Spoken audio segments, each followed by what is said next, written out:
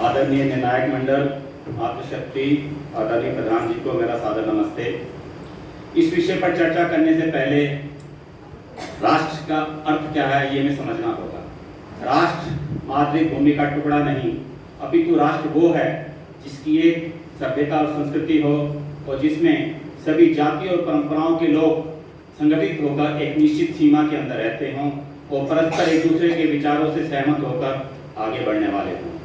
एक समय में हमारा देश विश्व गुरु सोने की चिड़िया हुआ करता था, किंतु स्वार्थवश विभिन्न जातियों, स्वयं भाषाओं और परंपराओं का इकट्ठा ना होना इसके दुर्भाग्य का कारण बना और हम सदियों तक पहले यमनों के, फिर मुगलों के और अंग्रेजों के गुलाम रहे और देश कई समस्याओं से जूझता चला गया।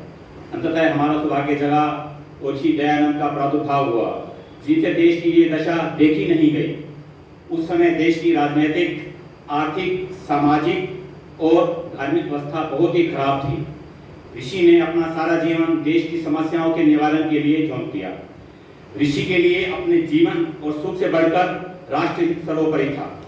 ऐसा नहीं कि ऋषि से पहले किसी ने राष्ट्र चिंतन नहीं किया, और इस विषय में हम राजा राममोहन राय की सर्विसों को भुला नहीं सकते, किंतु ऋषि का चिंतन ही अनोखा था। वे किसी भी समस्या के हर पहलू पर विचार करके ही उसका निवारण करते थे।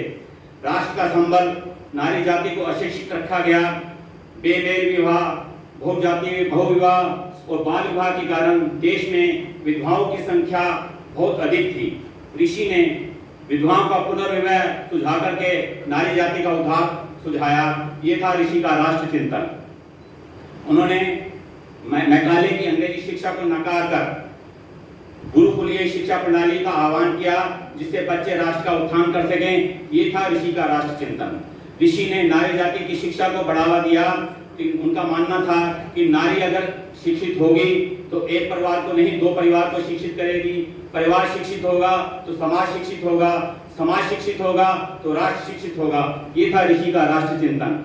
उन्होंने अछूतों को, उन्होंने जातिवाद का खंडन किया और छुआछूत का खंडन किया और अछूतों को समाज का अंग बनाने पर विशेष जोर दिया, जिससे राष्ट्र संगठित होगा।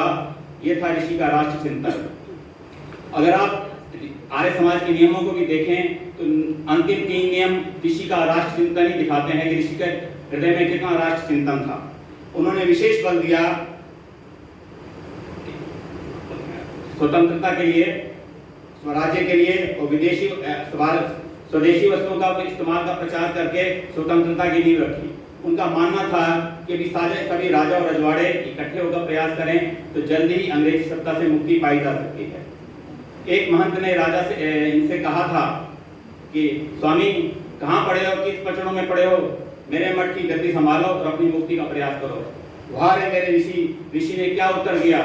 ऋषि ने कहा कि मैं अपने सुख के लिए नहीं, अपने देशवासियों को सुखी करने के लिए आया हूँ।